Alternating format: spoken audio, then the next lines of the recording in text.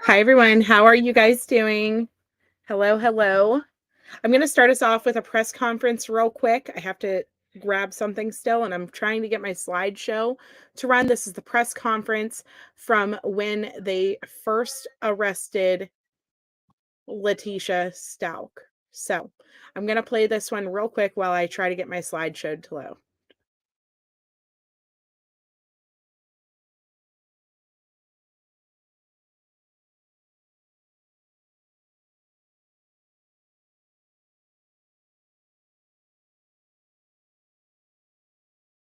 FBI Denver Division Special Agent in Charge, Dean Phillips, District Attorney Dan May, and Senior Deputy District Attorney Michael Allen.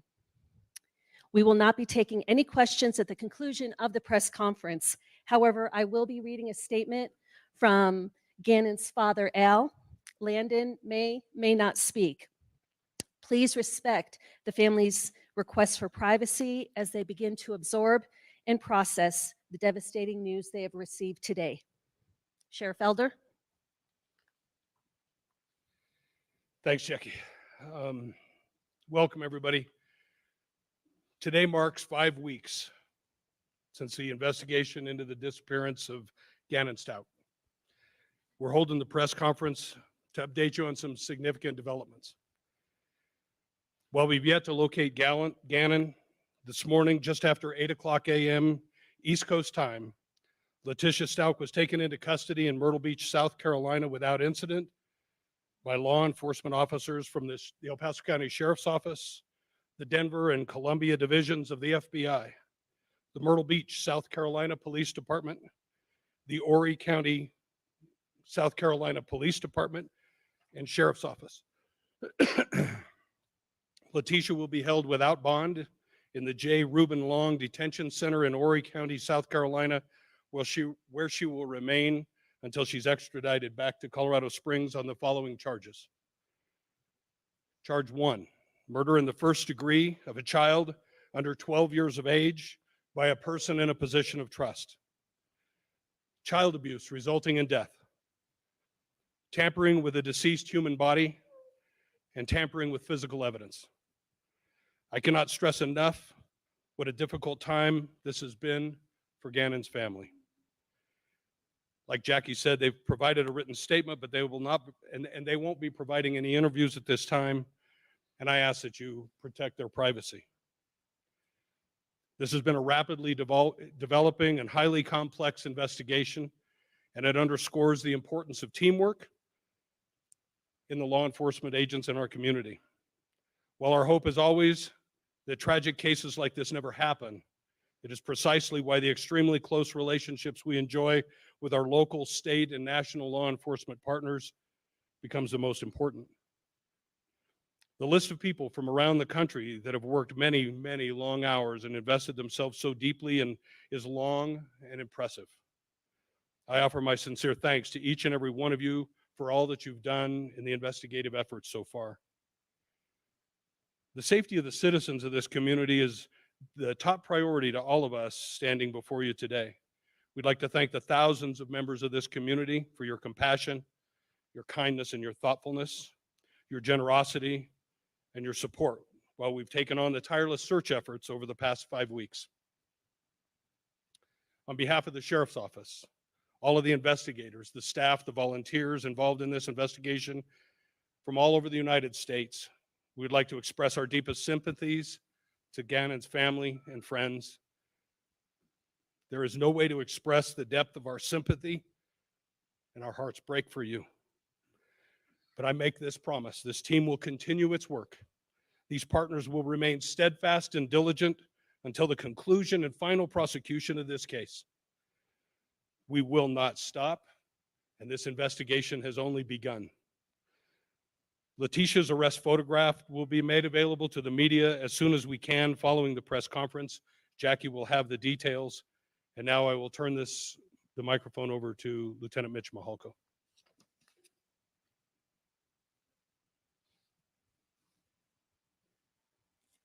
Good afternoon.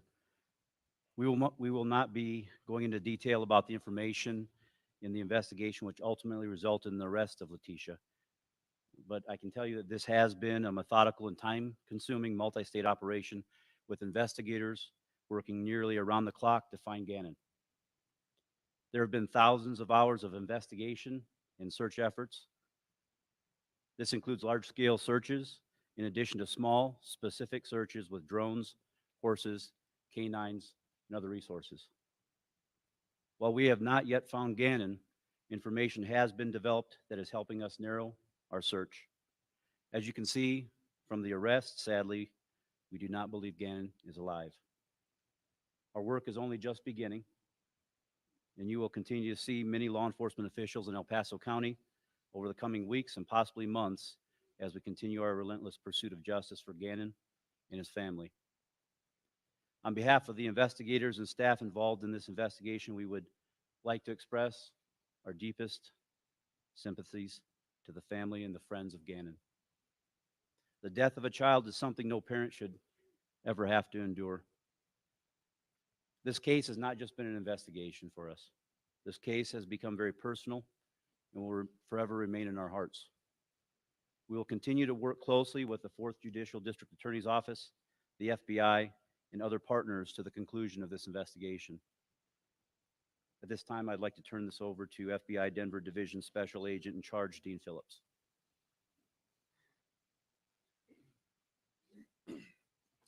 Thank you for being here today. On behalf of the men and women of the FBI, all the special agents, investigative analysts, support staff, and our task force officers, we express our deepest condolences to the family, the friends, and the loved ones of Gannon Staunch. To the press, I also ask that you give the family space and time in order to process the information that they're dealing with now. To the community, thank you for your patience and understanding, for your assistance, and for the support you provided to the law enforcement community as we have worked through this investigation. The law enforcement community, I want to recognize in particular the El Paso County Sheriff's Office, Colorado Springs Police Department, the Douglas County Sheriff's Office, our partners, our task force partners in Pueblo, the Pueblo PD, Pueblo County Sheriff's Office, and the Colorado State Patrol. All of these agencies have worked tirelessly and seamlessly together throughout this investigation. Although this is not the outcome for which we had hoped, we continue to work this aggressively, and we will continue to work it through to the end. As far as the FBI is concerned, we brought significant resources to bear to include agents, special agents, investigative analysts, technical support, evidence response teams, and behavioral analysis unit support. But we are not done. We will be here with our partners to the end. We will continue to help law enforcement and the prosecutors see this to the very end. And know this, when it comes to the loss of a child, the FBI will always bring all available and logical resources to bear to help our law enforcement partners when called. We will answer the call. To the community, I want to tell you that at this point, all the evidence points to Gannon's disappearance being the result of foul play, but we have no reason to believe that there is any information or intelligence indicating a threat to other children in the community. Thank you very much.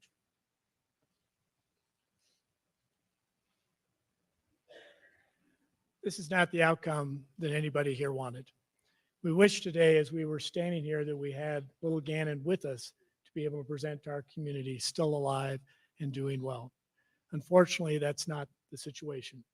As you've heard, an arrest warrant was issued for first-degree murder of Gannon in this case. Unfortunately, we've had to get to know the family now as part of our prosecution family, and they'll be with us for the next many months going forward. It's an unfortunate thing that we are here today. I do want to thank all those who've been involved. The FBI has been amazing. John Cronin, who's the special agent in charge here in Colorado Springs, has spent literally his team 24/7 for weeks across this country. We could not have done this without their support. Bill Elder's team has been fabulous in terms of their work. working tirelessly again 24/7 for many weeks, hoping we would find Gannon. Unfortunately, we are not. Colorado Springs Police Department, Kevin Clark came over, and it's been amazing the work that he has done, which I understand he may even get a special recognition from the FBI in terms of what he's done on this case. My lead prosecutor on this case has been Michael Allen. He will continue to be the lead prosecutor throughout this case. And with that, I'd like to introduce him to fill you in on some of the things we expect going forward.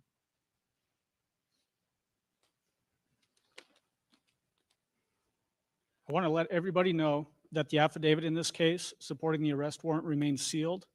We do understand why this case has drawn the attention it has from across our community and also across our country.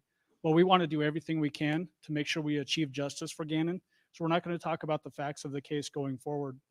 We want to make sure that we protect these criminal proceedings. Anytime a child goes missing, it's natural for people to want to help out. And we encourage people, if you have credible tips, to still report those tips to the Sheriff's Department. We are going to continue this investigation. And really, it's a two-pronged investigation at this point, or process, I should say. One, we still want to bring Gannon home so that he can have a proper burial and his family can achieve the closure that they need. But we also want to hold the person that we are charging, Leticia Stout, accountable for what she did in this case. She has been arrested on the following charges: murder in the first degree, child under 12 by a person in position of trust. That is a class 1 felony and carries a potential penalty of life in prison without parole.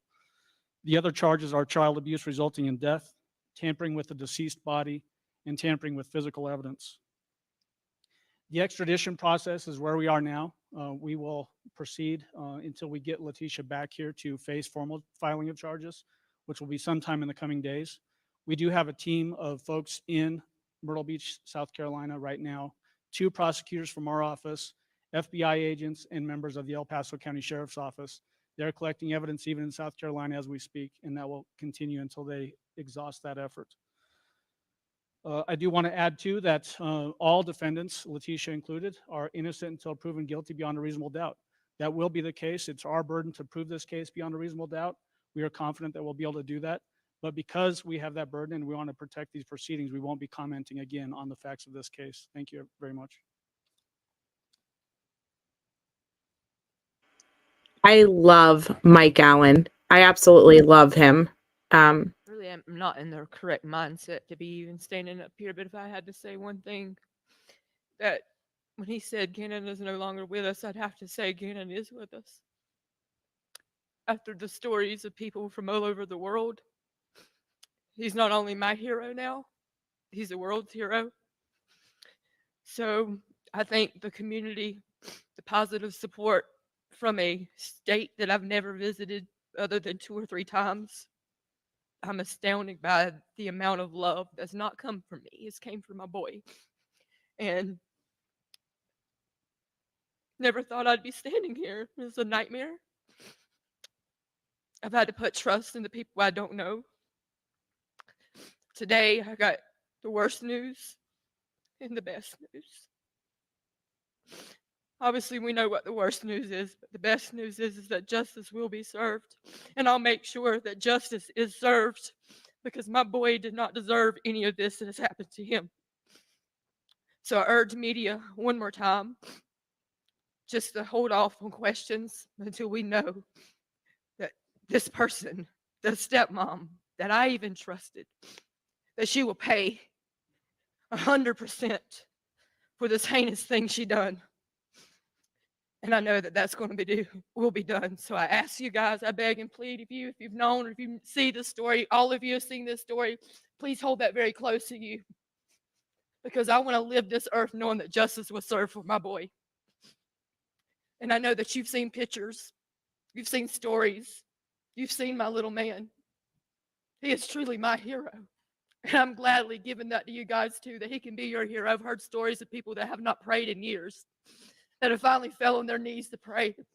And I know where my son's at, without a shadow of a doubt. So many families have been brought closer together because of this. I know my boy is special, and I've told my people and my family and friends that Gannon has a testimony, that Gannon has a story. He's special. And this is his story. So make that story magnificent, who my child is. And I'm putting my trust into you guys to do that. So thank you for allowing Gannon to be your hero and sharing him with us.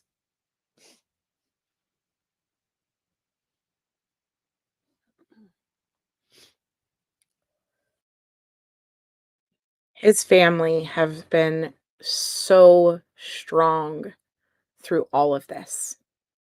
All of it. I mean, even when they were at their worst through the custody dispute, even when they were at their worst towards each other, they have always publicly still continued to fight for justice for Gannon. It's been amazing. And thank you so much. The struggle is real. I really do appreciate your support and your continued love and stuff that you have shown my channel. It means a lot. I could not do this on a daily basis without all of you guys supporting the channel. And so I do appreciate that. So now I'm going to read a statement from Al, Gannon's dad. In a moment on September 29th, 2008, my heart stopped as my baby boy entered this world way too early, weighing only 1 pound, 6 ounces. His infectious smile and constant laughter made an impact on every single person he's ever met. Although I miss the years when he was learning to walk, learning to talk, and he had welcomed his little sissy home from the hospital, I've been looking forward to his teenage years and the fun we had ahead of us as he became a young man.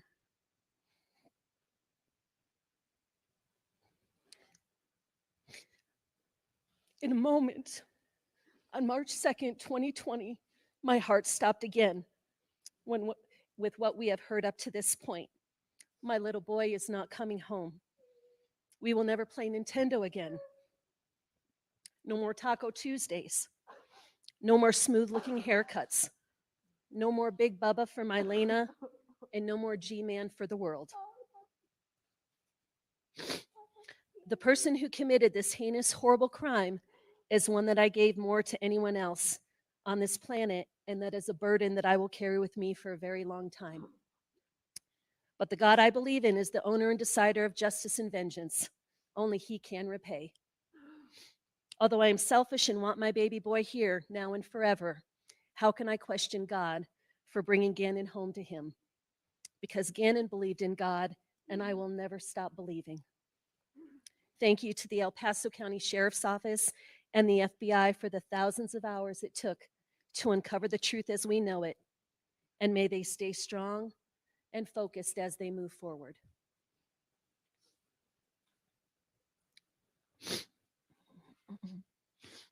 The mugshot for Leticia will be available on our social media platforms as soon as she is formally booked into the Horry County Sheriff's Office detention facility. I do have press packets available for the media, which will be available at the conclusion of the press conference. As Senior District Attorney Michael Allen said, all investigation questions should be directed to the District Attorney's Office. All search effort information will continue to come from the El Paso County Sheriff's Office. Right now, I'd like to take the time to thank the media for your constant coverage and not letting this nation forget Gannon. Our work is not done. Let's continue to work together to find him. Thank you for coming.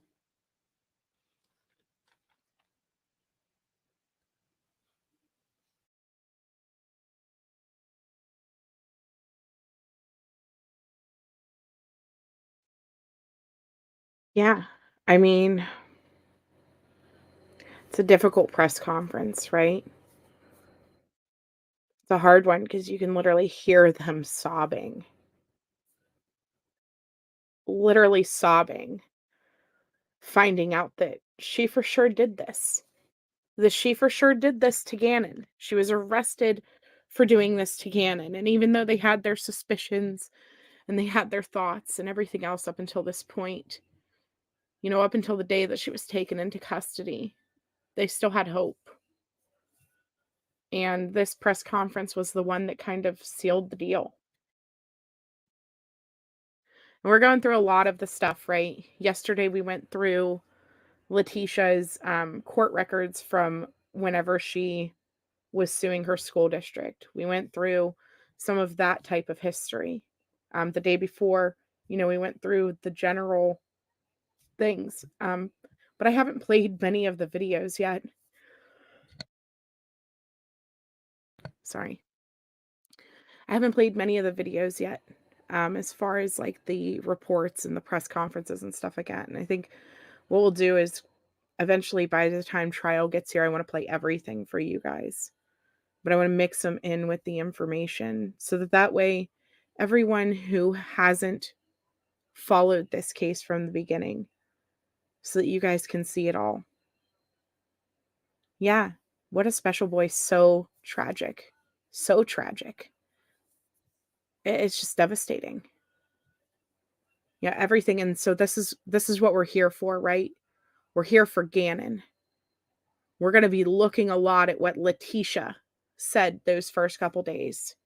We're going to be looking a lot at what Leticia was putting out day after day after day after day. A lot of screenshots and stuff today, guys. But my focus, don't be mistaken, is not on this monster. It's about telling this story.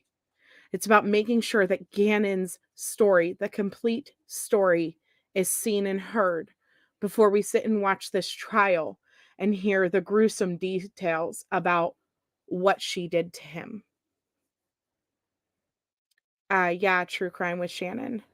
My nephew was in Lena's class in school. And my sister-in-law went to church with them. So the first days, whenever he was missing, she was there out helping search. They lived a couple streets over. She actually went with Landon to get the tattoos. She got one of the tattoos that they got. So, I mean, that's why this case, Gannon's story, it's affected my family. It's affected my heart since day one. The very first night she texted us and she said, "Can you guys please keep this little boy in your prayers because he's missing in our community."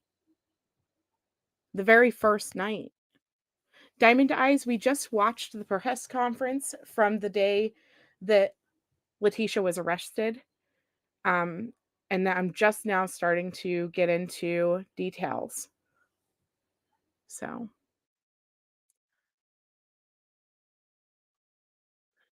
Gannon's pick should be just out of Leticia's reach. You know what? I don't know, though. I almost think that she should have to see him every day.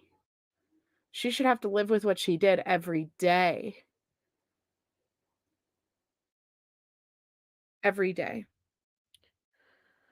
So, for those of you who haven't been following this from the beginning, I am going to start going down through like a brief overview every single day before we start, just in case it's somebody new clicking in, because I know that there are people who are following this now that came on with Quentin Simon's case or with Summer Wells' case or, any of these, Harmony Montgomery, Oakley Carlson, Taylor Berry, Lucian, all these babies that we've been covering, Kamari Holland.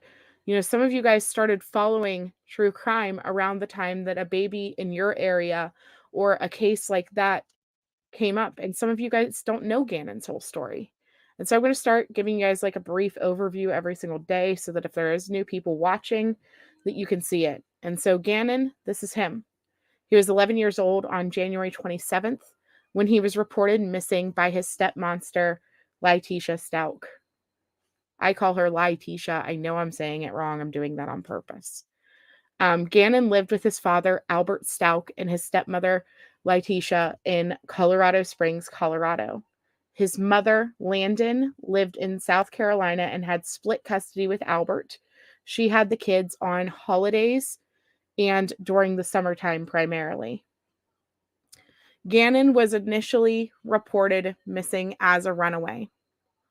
She called and reported him missing. It took the officers until about 10 p.m. that night to come and investigate the fact that he had ran away. They did a brief search of the house. They left. They came back the next day, all those things. But he was initially reported missing as a runaway. So his stepmother's odd behavior and evidence found during the first days proved that unfortunately Gannon didn't run away, but that he was murdered by Leticia. Yeah, I'm saying Leticia because she lies so much, cray, and it's really Leticia. She was arrested on 3/2 of 2020 for his murder, and Gannon's remains were found in Pace, Florida, 2,000 miles away on March 17th of 2020. Yes, it's exactly right, Emily. Tomorrow is the 3rd anniversary of finding his remains. Yes, initially it took place in Colorado, cray. Yeah, Leticia is fitting because it's the truth. It's the truth.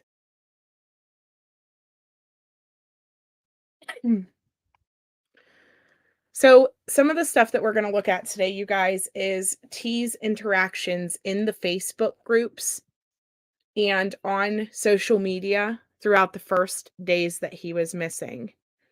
So, on Monday is when he was reported missing.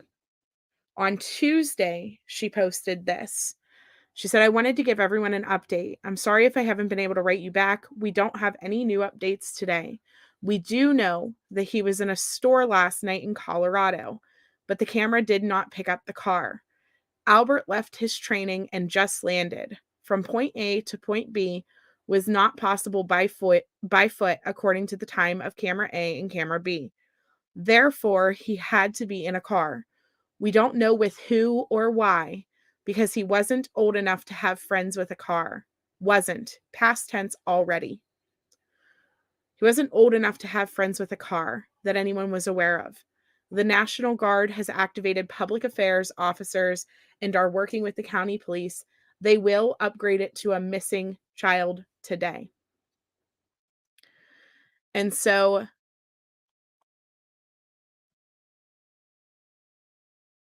one of the best parts about Sleuth Mom is you can actually understand her speak if she is on 2 times. Yeah.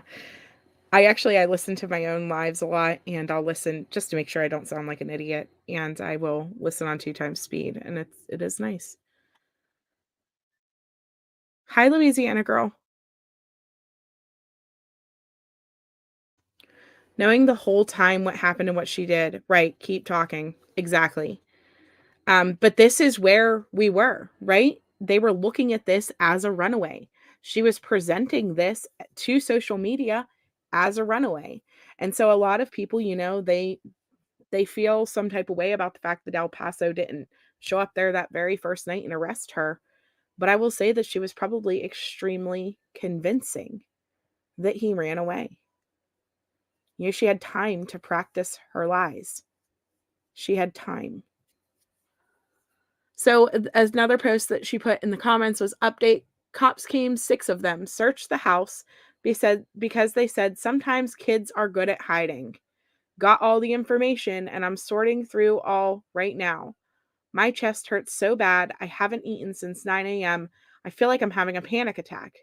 Thank you for all you guys are doing and keep us in your prayers.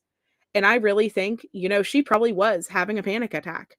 Can you imagine whenever the police, 6 of them, showed up and started searching that house, and she knew she had cut the carpet out. She knew that there was blood evidence likely. She knew that there was stuff in the dishwasher from her cleaning up Gannon's blood.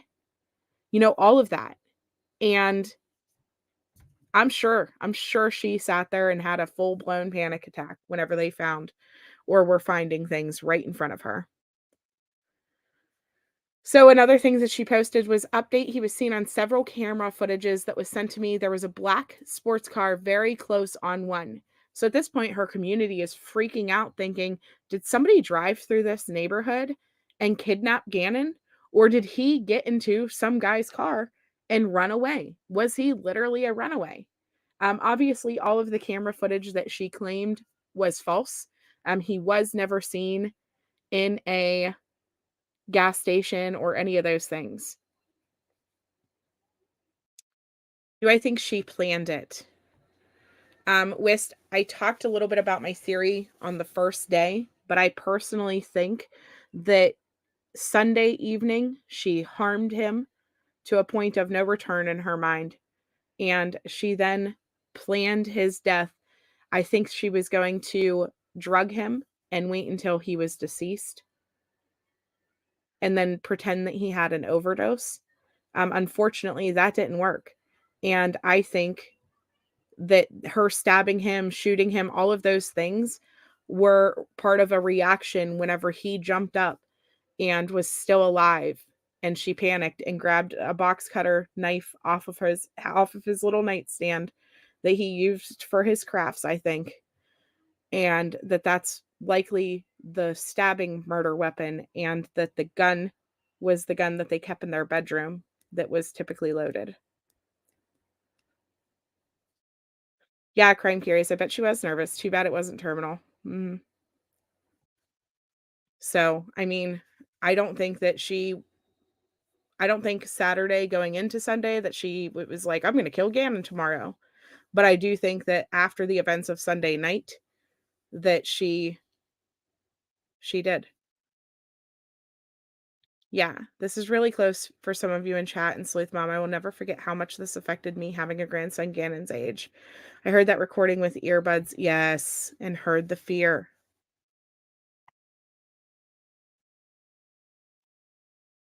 Okay, so this one says, update, El Paso County is going to make a public announcement. My husband's unit, Public Affairs, will be working with them as well. We do not have anything other than he was in a store in Fountain. This was not true. And there was no camera view of the car because there was no car. There was no Gannon in the picture. We are 99% sure he was on Academy last night, according to some pictures. He did not go to school today, nor have we heard him. Thank you, everyone. Yeah, every boy mom I knew. Right, exactly. Crime curious. So then this was text messages between her and someone, and they said, have y'all found Gannon? And she says, no. She says, how did he not go to school with Lena? And she says, well, this happened after 3:30.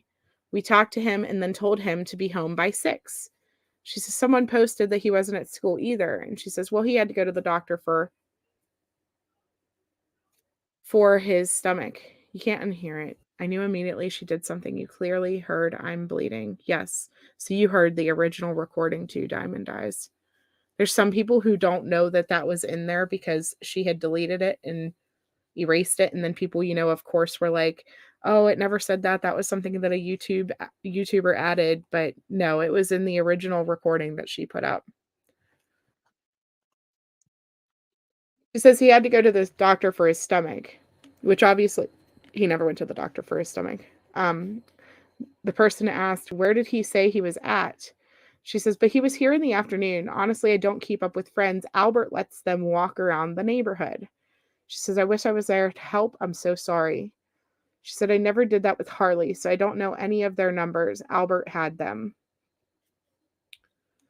And then one of the things somebody asked was, do you know why a reward has not been put out? And I want to be clear. Leticia, once she realized that the public was not accepting the things that she was putting out, once she realized, I would say probably around Wednesday, that no one was believing her lies, that no one was listening to her and taking everything she said as truth, she started to lash out at Landon and everyone else, because Landon, on the flip side, which is Gannon's biological mom, was putting out details as well, but they didn't match up with the details that he was putting out. And so she started to lash out at Landon and started to accuse Landon of using Gannon to profit and different things like that. And so they asked, do you know why there's not been a reward put out? She says, because they're too busy collecting it for his piece of crap mom who don't need it. If she cared, Donate that to finding him. Yeah, she is always quick with the excuses.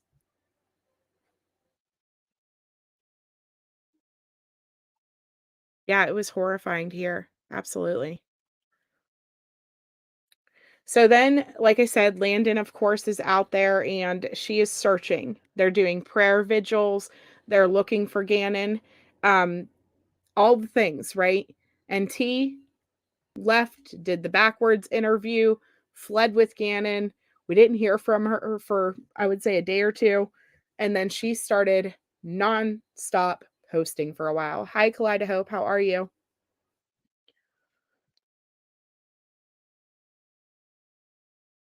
So in response to one of Landon's posts, she put under it, "Give me a break. You guys are fooled. This girl cared nothing about Gannon. And all the reason Albert is supporting her is until the truth comes out. This girl would go days without calling her kids, gave them up for a man, was involved in criminal activity, got on drugs, posted nude. I really don't care what any of you say because she is a piece of shit. Getting money off her child when she don't have shit and ain't never been." Yeah, I'm not gonna swear every time. The S word.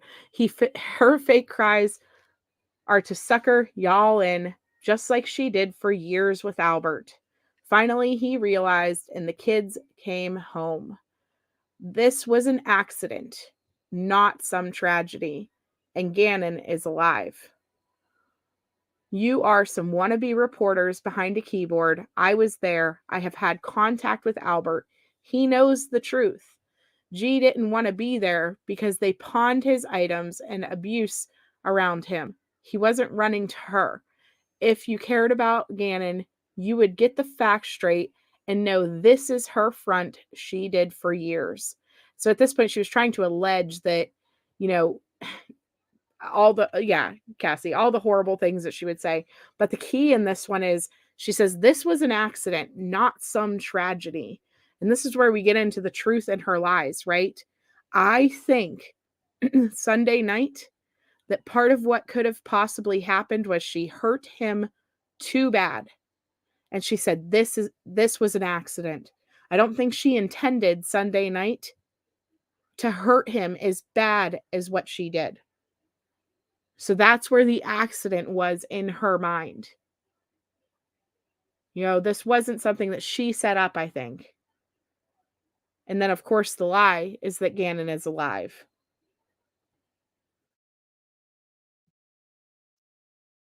He went through, yeah, the first 18 pages are rough. She's going to have issues if she doesn't already due to her doing that to Harley.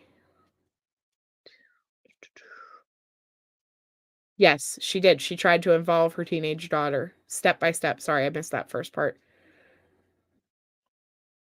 Yeah, accident is her excuse. I don't think she didn't think about it. There are people who think that she purposely waited until Albert left town and purposely killed Gannon from beginning to end, all of it planned. I just don't necessarily think that it was all planned. I don't think that she intended to hurt him Sunday night as bad as she did. Was she abusing him? Probably. But did she intend for it to be something that would leave marks or get her in trouble? No. And I think that from that point, she made a way to try to get rid of him completely. You read the whole thing when it was originally released. She can't use her insanity plea because she knew everything she was doing. Yes. And planned for everything out of spite. Have a good day, Crime Curious. Hi, over here. You think she planned it, you just don't think it went according to plan. Yeah. So T says, so in the comments, somebody asked her, "Excuse me, how was this an accident? Like, what do you mean he accidentally ran away?" And she said, "Yes, idiot. Kids accidentally leave, you dumb butt. They make bad choices. Get the F out of here."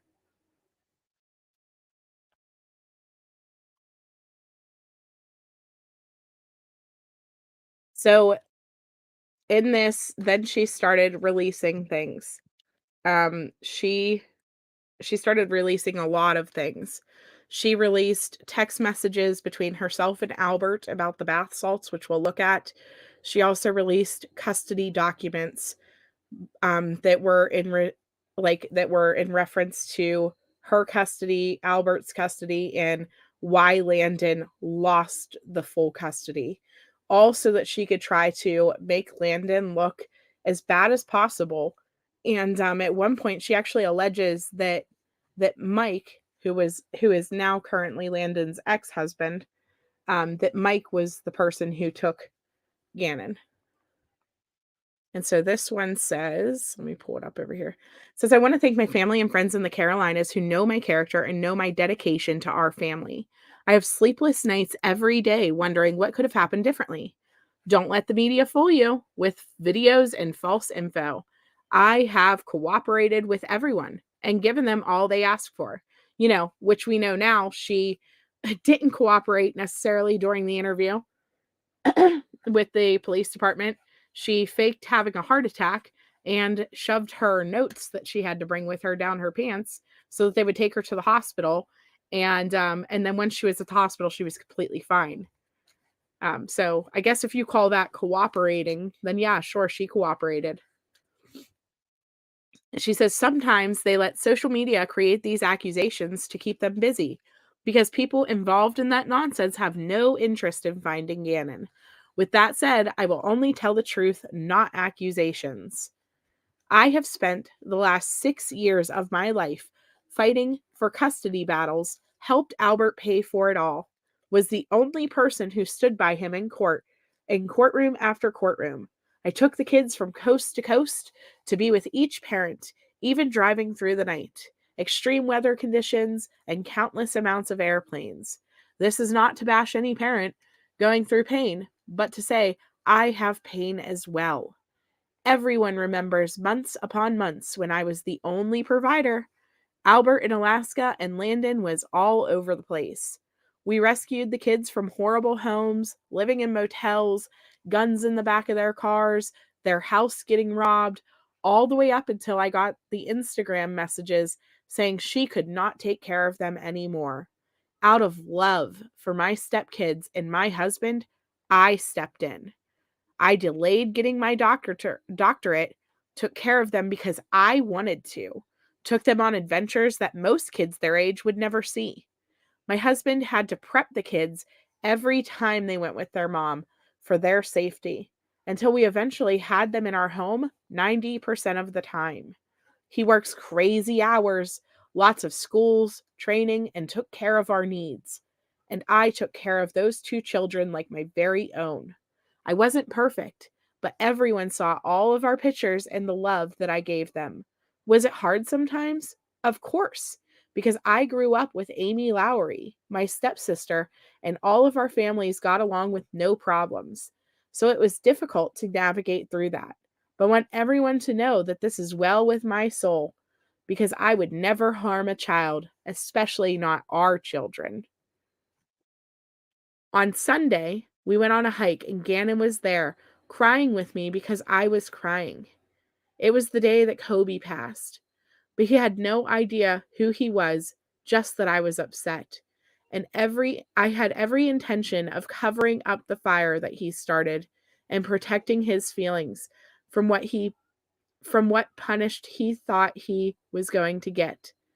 That was our plan. The next day was to rectify the situation so that his little heart could stop crying. I have the video because somehow my phone was recording, and you can hear how sorry he was. I have the pictures after we returned. So please don't believe what these people are speculating. Albert is hurt, and he has a lot on him, and he has always left me in charge of the kids. He has to go through his emotions, but will start to remember how I helped him. Will start to remember how I helped him rescue them and have been our family's rock. God, she is such a saint. Like, it is absolutely amazing how amazing she is inside of her own mind. Like, she is just an absolute saint. Yeah, wonder how well her soul is now. Exactly.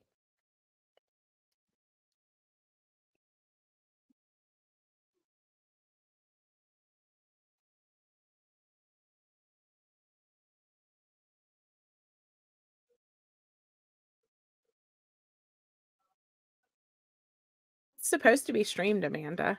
They said that it would be 3 cameras in the courtroom. So if they're not streaming it, they're recording it regardless, so it'll be out eventually. But they're going to live stream it from my understanding, based off of what the judge said.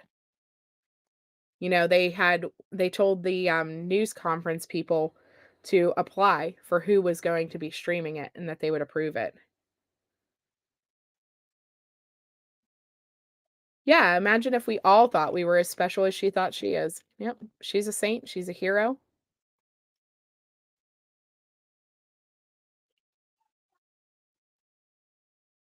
Okay, so where was I? I'm going to make the next post just about Gannon, but I wanted to clear up some of these accusations and lies. These people have painted me to be this horrible person, and I want people to know the truth. I had the kids because they were in an unfit situation, which a guardian ad litem placed them solely with me until Albert left Alaska. I rescued them because I loved them. That kind of person the kind of person I am, who would continue to love them and treat them like my own, always and forever. Call it what you want, because I sit back and let people say horrible things that just wasn't true. Just some of the facts. There are hundreds more, so they need to be looking at finding Gannon and not blaming me. So, she's just absolutely special. We do love our lurkers. Make sure you guys hit the like button. That's right. Let's get Gannon's story out there everywhere. I plan on live streaming it. Yep. I'll live stream it from whatever news channel is living it. No, yeah, Dave L is not being streamed, which sucks, honestly. Yeah, lurkers make the world go round, exactly, especially when they like, share, and view. Her horse pony is on stilts, right? She's just a trip. And like, I don't know. This was all of this is out there, and I swear, like, I don't know how she thought she was going to represent herself. Because remember, once she was arrested, she actually applied to represent herself at one point and fired her attorneys. And I don't even know how she began to thought that she was going to do that. I really don't. So these screenshots were sent to Albert sometime between Sunday and Monday. The tops say 9:28 a.m. I'm not sure if that's the time that she sent them to him or if that's just the time that she screenshot them, if that makes sense.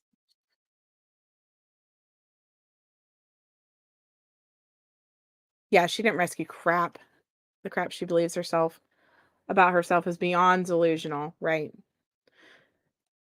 Right. So these text messages are between her and Albert, and they are about the bath salts. And it says, he said something to a friend about bath salts. Or he said something about a friend. Bath salts are dangerous. Sorry, wait. Where am I at? I think I might have put them in the wrong order.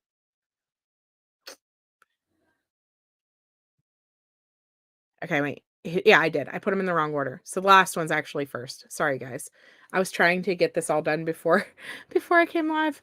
Okay, so it says he is talking about a friend that brother has a car and doing a sleepover. Same kid that asked about bath salts. Absolutely not. I haven't let him ever do a sleepover, and he will not sleep over. We don't even have bath salts. Is it like the ones for a tub? And so I am guessing, and this has never been confirmed, but I'm guessing that she sent messages from Gannon's phone to Albert about going with a friend that had a car and a sleepover and stuff. And I bet you that comes out during trial. Because I think she set this all up to make it look like Gannon was trying to go do drugs. Because I think at this point, this is after she drugged him, in my opinion. Because I do think he was drugged. Hi, Alexa. Oh, hopefully my phone doesn't go off. You're welcome. I know this case well. I've been waiting with you. Yeah, to watch this, right, to watch her burn a trail. I agree. Um, so he says, you research it. It's a bad kind, like meth, I think, for when they use them for drugs. It's deadly. And she shows him a picture of bath salts, and she's like, this? And he says, I think. And he came into my room asking me about it last night, and I gave him a bath bomb. He took 2 baths. I just thought he was dirty from pants. And he says it's fine for baths. The other thing says, he said something about a friend, bath salts are dangerous. She said, he asked me yesterday, were they the same as salts? I told Harley, and she was like, no, the mom, the bad ones. And I just told him, no, bath bombs weren't the same. I'll ask him why he asked you. He said, the kids need to stay off TikTok. Okay, is that bad? No. He just said, don't worry about it. And he was just asking to see what they were. Like, I really think that she was just trying to set this up for Gannon doing drugs. And then also whenever, right, we looked at those other screenshots of her talking that very second day, about he got into a black car and that there was a friend maybe that he got into a car with. Black sports car. So he was setting it up to look like he ran away with a friend. You're semi-lurker. It's okay on the rocks in the soil. I still love you. I still love all my lurkers. Yeah, I say let her represent herself. Well, they were going to. She's seen all this evidence and she freaked. So then one of the other things that she released into the Facebook groups and such was, of course, the documents from the custody dispute between Albert and Landon. And so this was her trying to prove all of the ways that Landon was a bad mom and she was a good mom, right? And I guarantee you, I'm going to read these letters to you guys. I guarantee you that Landon's mom probably regrets ever writing these letters because Gannon, of course, went on to be murdered by Leticia. And so this happened. It was in 2016. It was 4 years prior to Gannon going missing. I don't think that any of this has any connection to what happened to him other than the fact that it led to Gannon getting placed with Albert and Leticia, if that makes sense. I do think that it's important. It's an important part of his story and understanding why they were living with T and Al and not with Landon. But I will say that since all of this has happened and since since all of this has happened, Landon and Mike, which is the person who is talked about in this, they're not together. Landon has always maintained custody of her youngest child, and they still have joint custody of Gannon's little sister. And so I am in no way saying that Landon is some terrible mom and that she is still in bad situations or using this to attack her or any of those things. It's just facts. This is the facts of what Gannon's life was. This is the backgrounds that he came from. And so that's why it's important to who Gannon is and the things that he went through. And also I think T's mindset. She felt like she had to take care of these kids and she didn't have a choice in all of those things because of the fact that Albert didn't want to send the kids back with Landon and didn't want to put them in situations where they could potentially be harmed or in danger. And so you kind of understand that side of things too.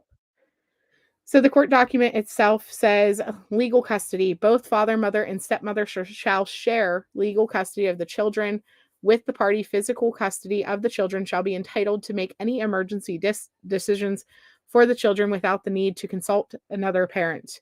Physical custody. Both father, mother, and stepmother shall share physical custody as outlined below, provided that the mother moves back to Horry County. This is, of course, whenever they lived in South Carolina.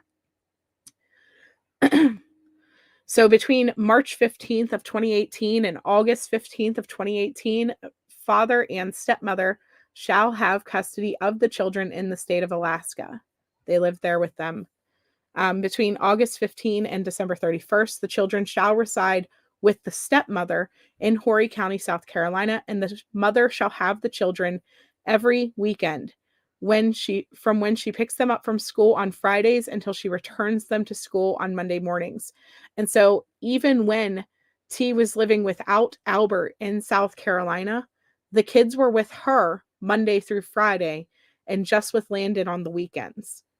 The only exception to the mother's visitation is that if the father is in South Carolina, he shall be entitled to time with the children while in South Carolina, so long as the mother provides at least 2 weeks' notice unless it's an emergency situation. So that is the court document side. And then there are 2 different letters. There's this one on this page here, and then another one. And I'm actually going to read the one on the next page first, just because it makes a little bit more sense. Yeah, it's hard to talk about this portion of the case without emotional opinions, speaking from firsthand experience, right? Hi, Leo. Yeah, she can't BS her way out of this, right? It's okay. Yeah. Because you can't watch. Listen, I lurk all the time places, all the time. I put my headphones on, I start to listen, and then I just listen, right? While I'm washing dishes or whatever. So I'm going to actually read this one first. This one says, on Wednesday, October 2019, or I'm sorry, October 19 of 2016, my daughter Landon Hyatt called and asked me to come and get her and her 2 children, Gannon and Lena, because she could not take it anymore. I asked Tammy Tyler if she would go with me and drive.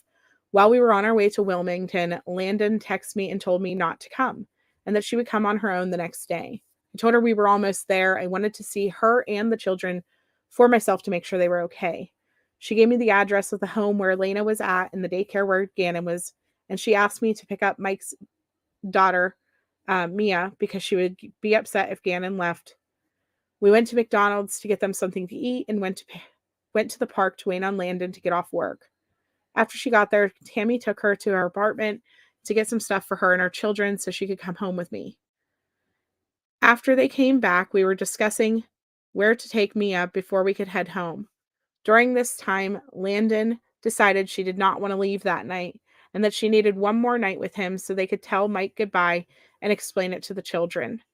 Tammy tried to talk her out of it, but we ended up going back to the apartment because we didn't have anywhere else to take Mia. When we got back to the apartment, Tammy stayed in the truck with Gannon and Lena while I went up to the apartment with Landon and Mia. Tammy had told me how bad the apartment looked, and I wanted to see what Gannon and Lena were living in. I stayed up there for a little while, trying to talk Landon into coming back with us. I started to leave, but saw that Mike had come home, so I went back up there. Mike got in my face and started telling me what a bad parent I had been, and that I was never there for Landon, that I never cared for Landon and never gave her a hug, that it was all my fault that Landon was like she is. He drew back and was going to hit me one time, so I told him to go ahead and hit me, and he put his hand down. When I left to go back to the car, Mike followed me outside, yelling at me from upstairs. He was yelling so loud that people in the other apartments were looking to see what was happening. Then Landon came out to the truck and was yelling in the window at me, upsetting the children. Landon upset Gannon even more by asking him to choose between staying at home or going with me. Before she would let him go with me, she insisted Gannon and Lena had to go tell Mike goodbye. So we walked upstairs where Mike was sitting on the stairs, and Gannon and Lena didn't go over to Mike until I told them to. Then they came right back to me. Landon decided if I could take Lena but not Gannon because he had school. When I left, Gannon was very upset, saying that he wanted to go with me. And so she wrote this. She wrote this letter during the custody stuff against Landon and against Landon getting custody of the kids. But it was because she was concerned. I mean, it was a volatile situation, fighting like that in front of kids, potential physical abuse, the house in disarray, things like that.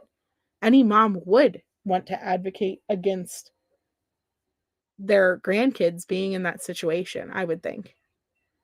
And so I don't necessarily fault her for this.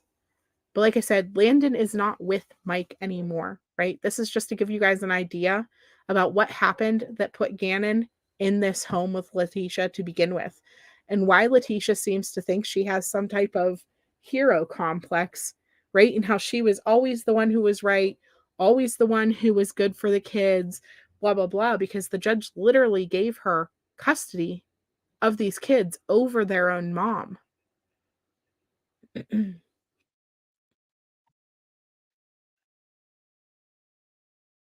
So the other letter is from her friend, and it says, on October 19th of 2016, I went with LaRonda to Wilmington because her daughter, Landon Hyatt, called her daughter and asked her to come get her and her 2 children. While we were on our way to Wilmington, Landon texted LaRonda and told her not to come. She was going to come on her own the next day. LaRonda told her we were almost there and wanted to see the children. When we got there, we went to the private home of the person who was watching Lena and picked her up, and went to the daycare where Gannon was and picked him up. We also picked up Landon's stepdaughter, Mia. After we picked up all the children, we went to McDonald's to get dinner, went to the park to spend time with them until Landon got off work. Between 6 and 6:30 p.m., Mike dropped Landon at the park, so we were told he went to work. I told Landon I wanted to talk to her in private. I told her how concerned we were for her and her children, and that she needed to leave and go back to her parents' home with us. She told me that she had talked to her manager at Verizon about applying for an FMLA because of domestic violence and was transferring to a Verizon in Myrtle Beach. She agreed to come back with us, so we left LaRonda and the children at the park and went to Landon's apartment to pack a bag for her and her children. While on the way to the apartment, she called her manager on the speakerphone and told her that she wanted to go ahead and apply for FMLA and that she was leaving that night. The manager told her that she would get everything going, and the manager even stated that she was applying for FMLA because of domestic violence, and Landon said yes. When we walked in the apartment, it was a disaster. Afterwards, we went back to the park to get LaRonda and the children. Before we could go home, we had to drop Mia off somewhere at the park to get Landon and the children. Sorry, we had to drop them off somewhere. Where am I at? I asked where Mia's mother lived, but Landon wanted to leave her with Mike because it was his night to have her. We told her it was not a good idea because we didn't know what he might do. All of a sudden, Landon decided that she did not want to leave that night because she wanted one more night for her and her children to say goodbye to Mike. We were aware that she had been texting Mike. We were unaware, that she had been texting Mike. I stopped the car and got out and had Landon get out too so we could talk again. She pleaded with me to take her and her children back to the apartment so they could tell Mike goodbye, and that just up and leaving would upset Gannon and Lena. I told her she did not need to stay there that night to tell him goodbye, and that the children would be fine if they did not tell him goodbye. But when it was all over, I could not leave because we had his daughter with us. We had to take her to him. We went back to the apartment. I stayed in the truck with Gannon and Lena while LaRonda went up to the apartment while we were outside. I saw Mike pull up and go upstairs. In a little while, I heard something and saw LaRonda coming toward the car and Mike yelling at her from upstairs. I'm not sure what all was being said because I started playing and making the kids laugh because I didn't want them hearing or seeing anything. Then Landon came to the window of my truck and started yelling. Landon then upset Gannon by asking him to choose between staying there or going home with LaRonda. I could tell that it was upsetting Gannon and told Landon that it's not fair to ask him to choose. Gannon was visibly upset. She insisted that Gannon and Lena had to go tell Mike goodbye. So we walked upstairs where Mike was sitting. Gannon and Lena only went to Mike after LaRonda told them to tell him bye. Then they went straight to LaRonda and held on to her. Landon finally agreed that we could take Lena, but not Gannon, because he had to go to school. When we left, Gannon was asking why he could not go with Nana and was almost in tears when we left. Yes, I am. I'm sorry. I am still battling my cold. I am so glad, yes, over here that she broke away from that relationship.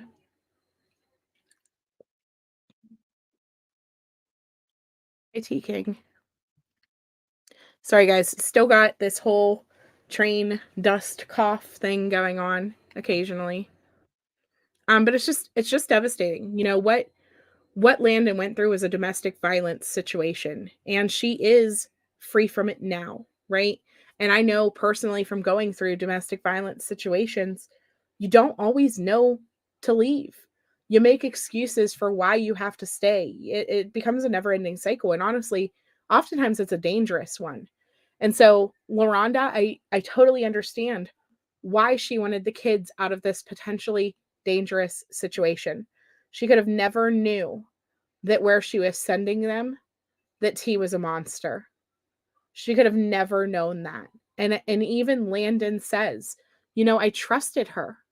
I trusted her with my children. She thought that everything was going to be okay. It's devastating. Devastating. But so then paired with this one on the slide, it's a text message from between Albert, Landon, and Leticia. It says, I want to address the issue of Lena's alleged comments. First of all, Tisha is owed an apology for the heinous accusations made against her. If for 1 minute I thought my children were in any harm's way, shape, or form, I would immediately handle the situation. Both her track record with them and Gannon's confirmation, Gannon is confirmation of the same is proof of that. So I expect her to receive a full and true apology. This was because Lena had made accusations that um Leticia had tried to strangle her. She said that she choked her. And it was like it wasn't believed. It wasn't believed. And so I don't know if there was like any marks. I don't know anything about that. But it wasn't believed. And it was kind of brushed away. And like, of course, T was owed an apology. Somebody better apologize to Leticia. And so this was all part of her trying to prove Gannon's little sister, Boo Will. Gannon's little sister. No, it's okay. She literally is like sitting here trying to prove by painting Landon in a bad light how she couldn't possibly be the bad one because look, there are court documents.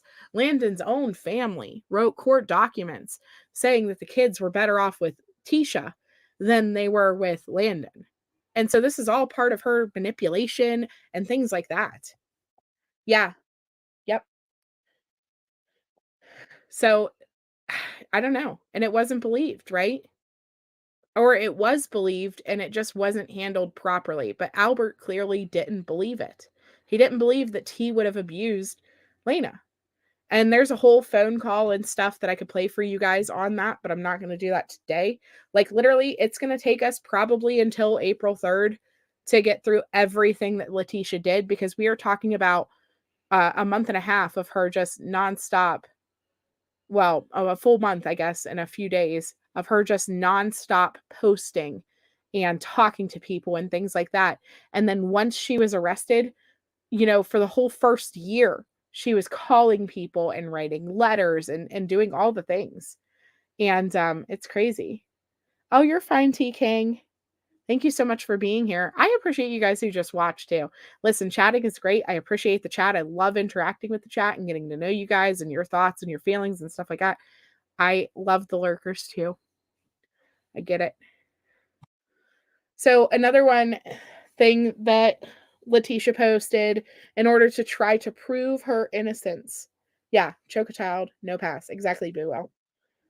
But another thing that she posted in order to try to prove her innocence was that Gannon returned home. And she tried to prove this by posting the motion detector activity from their stuff. Right. You're sure it will. She was trying to convince everyone, including herself, that she didn't do it. Trying not to be a lurker, but you're coloring. Oh, I love coloring. I should have sent you my craft pens that I have to make for tomorrow.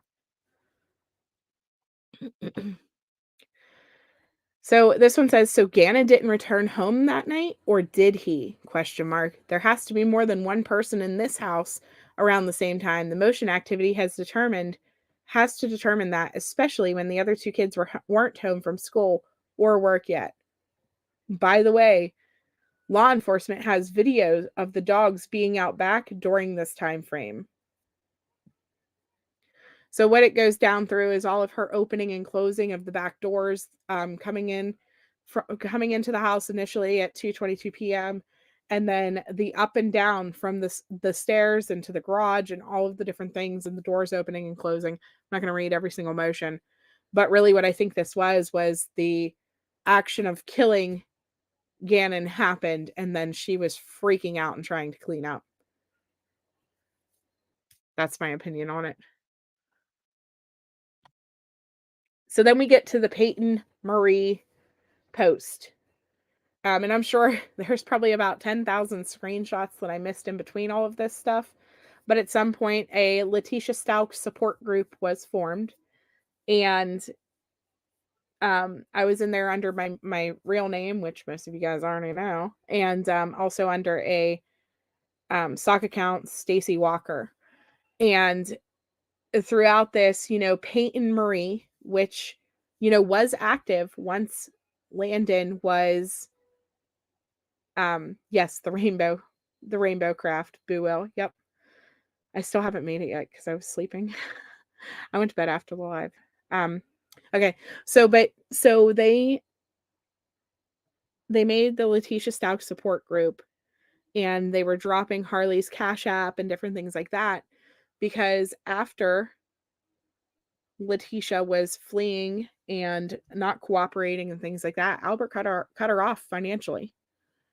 And once he cut her off financially, she didn't know what to do. His cell phone was taken by law enforcement. She couldn't get a phone. She drained what money he did have in the bank account, and then he cut her off completely. So he wanted to make sure that he could protect the GoFundMe funds as they were coming in and the different donations that they were getting that was meant to go for the search for Gannon. And so then Peyton Marie starts posting, and I fully 150% believe that up until T's arrest, that this was Leticia Stout posting from Peyton Marie's profile. Peyton Marie was a sock account. And this was, a thing where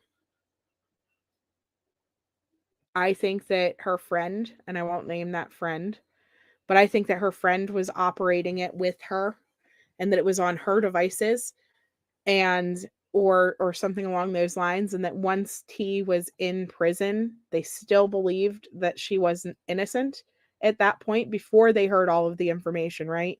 Before Gannon was found deceased. I think they believed her. And so once T was arrested, they actually did come on and be like, no, see, I wasn't T. I'm still posting. But that was it. That was the end of that profile, pretty much. So this post, though, I think was posted by T. And I think also the same thing about the other posts that I'm going to show you guys. She asked. Yeah, you always thought that was T also meaning Peyton. Yeah. You've been following this case from the beginning, but not on Facebook or anything. So yeah, absolutely. You know what? You can follow this case through just her, through the news articles, because the news articles, they did a great job reporting, but there was so much in the Facebook groups. So much. So let me see. She sent her to go buy the cleaning supplies that first evening on January 27th when he was reported missing. She got off work and T sent her a text message list. Harley came home, picked up Lena, and then took Lena to the store with her to go get the cleaning supplies. But they never went into the house until they got home from the store and such. So it says it took law enforcement over 4 hours to get to the Stout home, and they searched the house completely, including all the cars, closets, bedrooms, etc. An officer who will not be named came back to the home because there were reports of Gannon having returned when the neighborhood was searched. Did he? Question mark. Either way, law enforcement was privately asked, could T speak to them about Gannon? She was told things like, this doesn't happen in this neighborhood, and that the child would still be considered a runaway, and there were high priority calls at this time that someone would reach out the next day to check in. So less than 24 hours, law enforcement at the time had a complete description of who Gannon was suspected to be with. And there was hope that Gannon would come back the next day. She told them about a friend, and that this friend that she thought that they were with. And so law enforcement took her word for it and thought that, of course, she had to be telling the truth.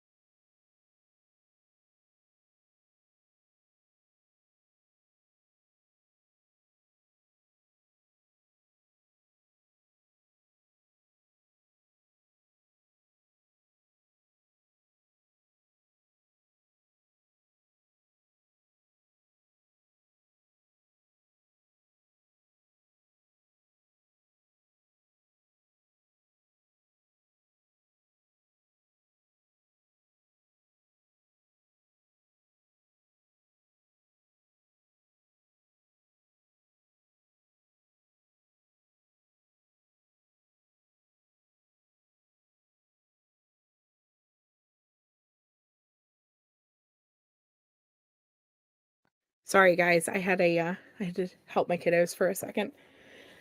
Yeah, mom duty comes first, guys. You will always find that. I am back, though. I'm so sorry. Okay, so she was saying that, where was I at? So no less than 24 hours, they had a description of who she went with, is what I was just talking about. And so the description was, of course, the fact that she was trying to claim that there was a friend. She even sent them to a friend's house that she knew of to go check. Gannon, of course, was not there. So law enforcement, when they confronted her about the delay, or when they were confronted about their delay in responding, retaliated to execute an illegal search warrant of T's body and her possessions that was not signed by a judge until 1 day and 8 hours later. Pounding their chest, law enforcement has known this whole time that another individual could have possibly been with them at some point in the day or night whom could have Gannon. This leads me to believe that Gannon is alive. Not to mention that they have a crime scene open to people. Give me a break, law enforcement. Tell the truth. You will not get an innocent person. Go after the truth, even if you hate revealing it in your town. We definitely won't tell work. Yeah, I don't think that Harley was involved on purpose. I think that T fully manipulated her for sure. And so then she says, yes, they should have listened to what evidence they got in the first 48. They could have either found him or the person. The sad part, how long will they play the "this is a fluid investigation" card? Makes me sick to my stomach. They obviously don't know what the F they are doing. WTH, this is a fluid investigation ? And they said, isn't that what ESP or EPSCO always says? That this is a fluid investigation? And so this is her trying to make light of the fact that, all of this is going on and trying to claim, that they're trying to frame her at this point is basically what she is insinuating, that they're trying to frame her. So this post was posted in one of the groups, and I'm going to tell you guys that I cannot say whether that this has been confirmed to be Gannon's items or not. There was a lot of people claiming that were closer to the family than I was, that these did end up being Gannon's clothes. And then there were other people alleging that it was a homeless person's. But it says, I pulled over on Highway 115 to get my baby a bottle and saw this in the snow. Saw the blue first, and that intrigued me to go over. It looks like there is poop on the boxer shorts. So maybe someone had an accident and wore the gloves to take them off. I don't know. But then I think of what if it did pertain to the case. I know when people die, they expel urine or feces, or I thought, maybe if he was scared and had an accident, so I just didn't want to let it go without posting it to at least get thoughts. It's right next to the road on a turnoff to the Frisbee golf course in Turkey Creek.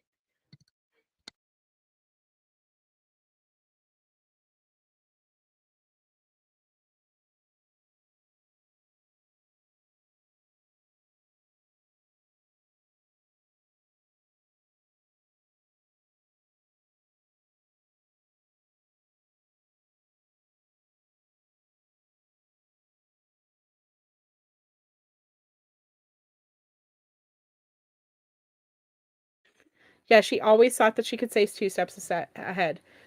Eduardo wasn't real either. This woman is just, she framed herself. And so, these items were on the way, like in the path that she was driving that day. Could she have thrown them out there? Sure. Absolutely. They never have told us the size, Elizabeth Ross. We don't know. We don't know. But if you think about like my theory that she could have been driving around with him, trying to overdose him and things like that, could he have had an accident in his pants? Or could he have had been so out of it that he did this in his pants or something along those lines? It's certainly a possibility. It's certainly a possibility. So shortly after this post went up on the Facebook groups about these clothings, Peyton Marie comes in the support group and says this. So Al calls T and asks her about a sock and a piece of wood found beside the road on the search. Sure, big guy, try again. Maybe you put the sock there since you have been in and out of the crime scene. Or maybe you're lying because cops tell people what they find, right?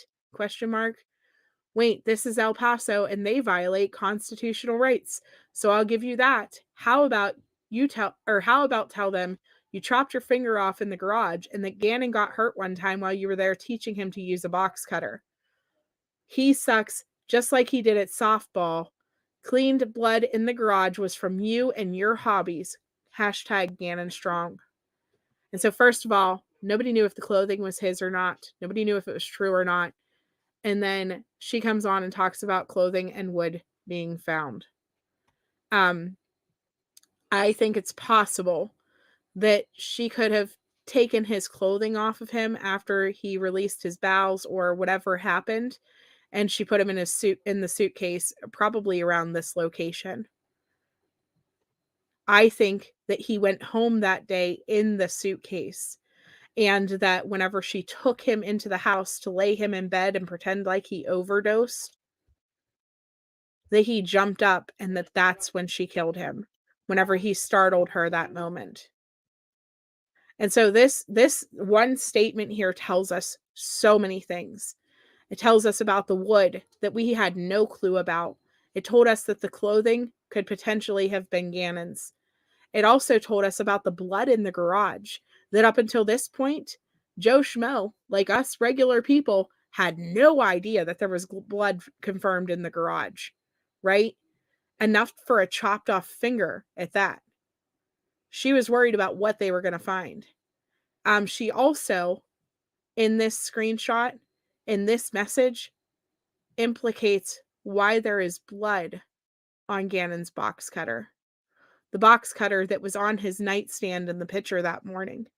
The box cutter that I personally believe was the stabbing weapon. This post told us a ton of things. A lot.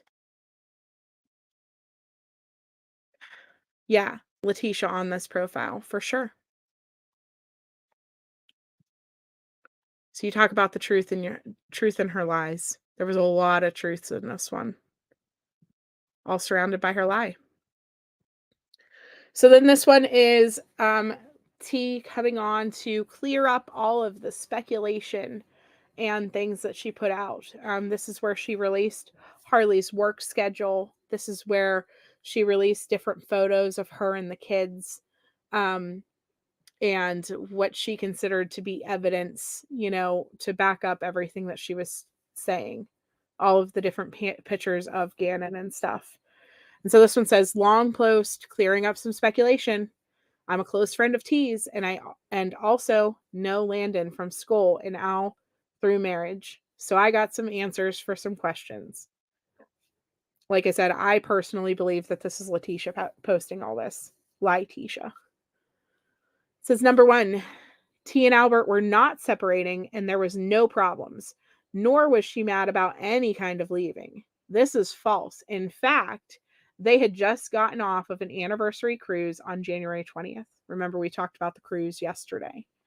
They went on that cruise literally the week before. That's why Albert's mom was in town. And it says, number 2, Al leaving for training. Al did leave Saturday night with his mother, Debbie, because T had free flights and booked her mother-in-law a red-eye flight to the East Coast Saturday night. Al rode with her to make sure that his mom was safe, sleeping in the airport and flying out Sunday morning. This was Denver Airport, not Colorado Springs, nor was his truck parked there. So a lot of people think that this evening he took his mom to the airport and that he potentially could have met up with an individual that he may have been cheating on Leticia with. It's never been confirmed. It's just always been that speculation. And I personally think that that could have been what caused T to be so angry, to have all of this angry welling inside of her, to have the Facebook post, or I'm sorry, the Google searches start and things like that. She was upset. I mean, after all, Albert cheated on Landon with Leticia. And then what would stop him from cheating on T with somebody else? Once a cheater, always a cheater. I mean, typically. Yeah, I really hope the state has a lot of exhibits to tell a fluid story. So number 3, Harley was worked Sunday night and Monday day. See schedule. So now she posted for Monday, but we don't see Sunday night. I'm still not certain what time Harley returned home from work Sunday evening and if she would have been there for the alleged candle incident. But I will say that even if Harley was home that evening, kids are constantly on their phones, constantly with earbuds in and things like that. Did she necessarily have to hear everything that was going on? I don't know. I can't answer that.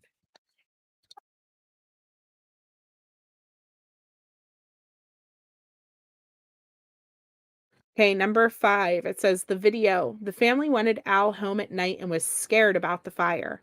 They wanted Al to come home. No one was abused, nor did they need to sell a couch. She meant it as in to get a new one.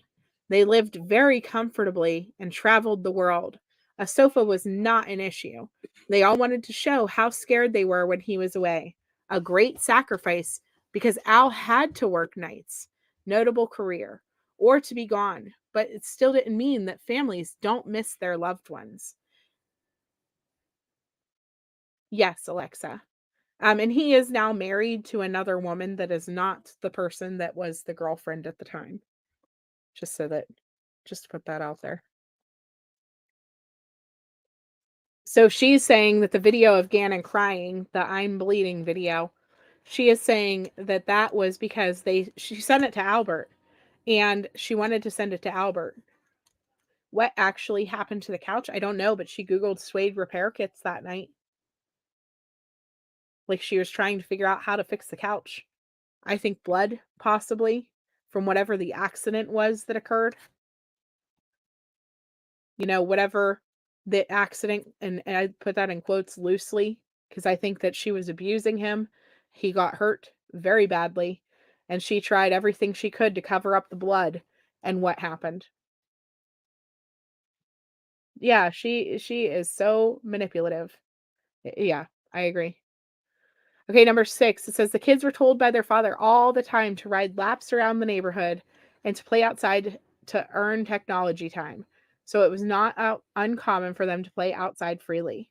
She's talking about the fact that she sent Lena out to ride her bike. People found that odd, considering that Gannon hadn't been seen, that she would send Lena outside right away. Says number 7, why was the carpet cut if someone was coming to fix it the next day? It says because the smoke smell was still inside the house and it made it hard to breathe at night.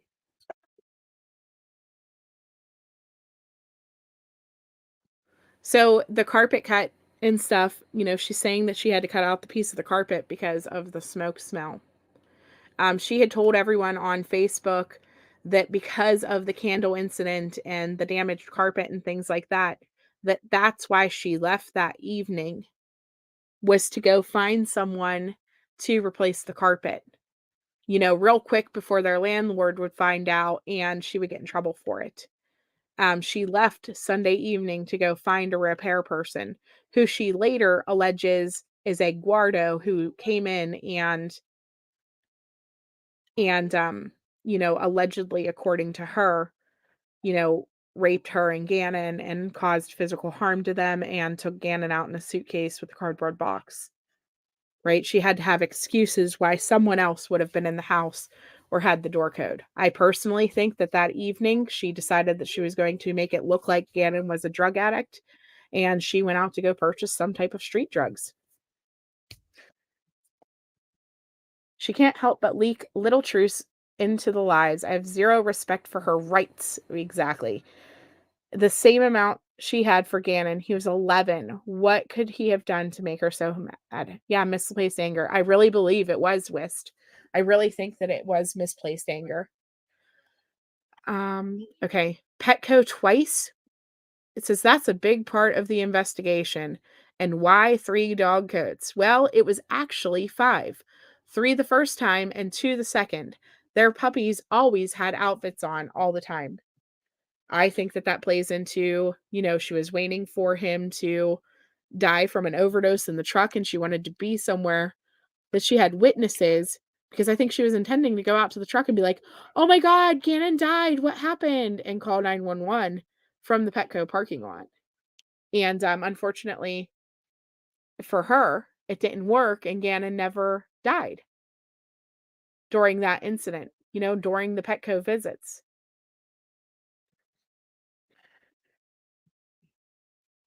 Right now, she's also named in an incident at jail involving drugs. Exactly. Okay, so number 9, lie detector test. Crime Online has has exclusive access to all of those results and will be given the opportunity to disclose them when the time is right. I've seen them for myself, and she did pass the first one. T was also told by attorneys that they would be taking 3 total, looking for the same code in all 3. I, again, was here to hear this. And I'm going to tell you something, that the lie detectors were fake. They were from fakepolygraph.com. We looked at that yesterday. We also looked at the article from Crime Online showing that she had never given them any type of things.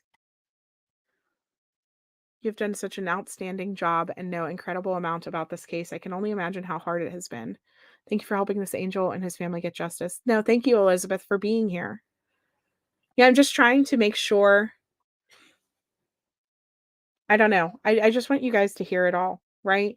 And I'm trying to make sure that I put it across in a way that it doesn't sound like jumbled or out of order and things like that. Because there's a lot. There's so much. And sometimes I get in a really bad habit of, if I know a whole bunch of information about something, that I just start saying stuff and I don't think about the fact that not everybody knows what I'm talking about. So I'm trying to make sure that I pace myself and really go through all the details so that you guys, I don't know, so that you get the opportunity to see it all. So, because it's a lot. I mean, if we were to come on and start discussing things and have a panel about all of the different lies that T has told, but you guys haven't had the chance to see her lies, how much sense would that panel make to you guys? And you'd probably be completely lost about what is going on. Most people don't realize how much she was posting on Facebook and how many things that she had talked about and all those things, right? And this is just T. This doesn't dive into all of Landon's post and all Aunt V's post and all Mike's posts. Like this is just T we're looking at right now. So um okay. So it says okay, last, this lie about Gannon not being in pictures is ridiculous. T always took pictures of Gannon, but most of the time he didn't like it because he was always surrounded by girls and wasn't a fan of the camera. Feel free to check out at Harley Hunt on TikTok page to see lots of photos of Gannon. I had the chance. Let me see if I got it on the rest of it. No, I don't have the rest of it. Let me see. Okay, here it is. I had the chance to sit down with Harley and see her GoPro filled with mostly her and Gandon doing various things on trips. I've also included some silly videos of the family over time just to show the love. Gannon is loved. Praying for this family. Gannon strong.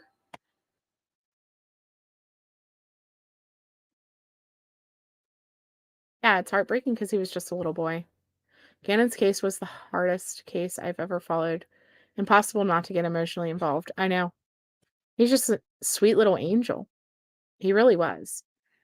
So then she was trying to prove that her and Albert weren't having a hard time, right? And she put out a couple emails saying, from him to her, and then there's also the ones from her to him, but I'm going to save the ones for her to him because it gets into what I want to talk about tomorrow, which is her different stories about what happened, and then her jailhouse letters is what I'm hoping to get close to that. If we don't get to the letters tomorrow, then we may discuss some of the phone calls. I really have to organize my thoughts a little bit better on what's next, but I know that I don't want to look at her many different scenarios yet because there's so many. There's so many about what she claimed happened. Um, so it says, Albert says, I can see from your emails that we're on the same side. We all just want Gannon home. This is on February 10th, by the way. That's my main focus, but this is so hard without having you to talk to and snuggle with at night after these long days. I'm working on the media Q&A and don't know if it will happen yet. I hate the media. And I want to be clear, I'm pretty sure at this point the prosecutors were trying to get T to talk to Albert and tell Albert where Gannon was. I don't think that by any stretch of the imagination on February 10th that Albert was sitting there thinking about cuddling with T. I'm going to tell you that right now. They knew a lot of the evidence. They knew a lot of the things and were really side-eyeing her and thinking that she did something to Gannon at this point. And so I think that a lot of his communication between him and her at this point were for the benefit of the police officers. The next thing he says is on Valentine's Day. It says, Tisha, I want to give you whatever I can to solve this dilemma. I always have given you everything you wanted that I was able. Uncle Jeff is leaving for his flight at like 11ish. So can we talk then, please? And then her responses, talk about horrible, horrible things happening to Gannon and stuff. It's just devastating.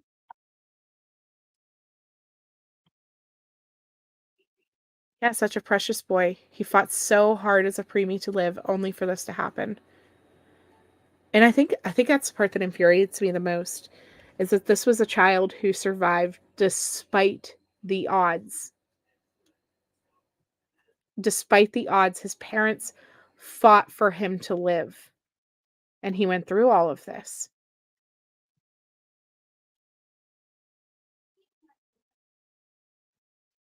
Yeah, it's hard. It's hard not just scrolling in all directions when you know so much, right?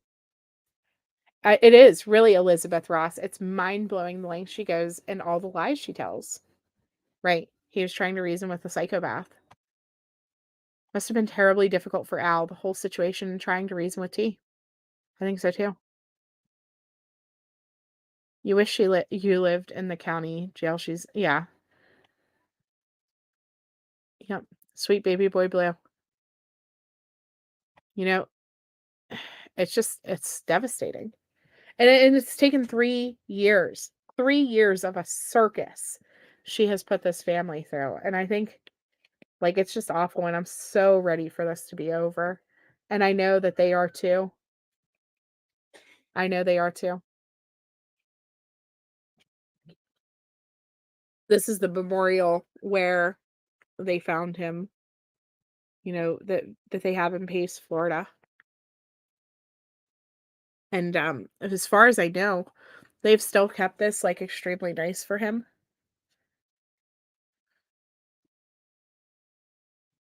So, but we will come back again tomorrow. I am gonna go ahead and jump off here, you guys, because we have a couple classes at the Y this afternoon/evening, so we have to get ready and go to tumbling class and things like that. So yes, he's touched so many. But we will be back again tomorrow, and we're just going to keep going down through this. And so if you know somebody who's following this case and they maybe don't know all the details, or they've missed a lot, right? Because they're just jumping on, please, send them my way. We can help answer as many questions as I know the answers to anyway. And help get this information out there so that people are aware, and so that we can watch justice for Gannon. Justice for Gannon, because that's what's important. Yeah, see you guys tomorrow. I love you guys so much. I'll probably be back on a little bit later on tonight with a different case, but I wanted to, like I said, the afternoons, my afternoon lives will be Gannon until trial. So yes, thank you guys so much. Thank you so much, Louisiana Girl, for being here, and mods in the bushes. Seal, you guys, thank you, BC. I appreciate you guys so much. You have no clue. So love you guys, and I will see you all later on. Good night.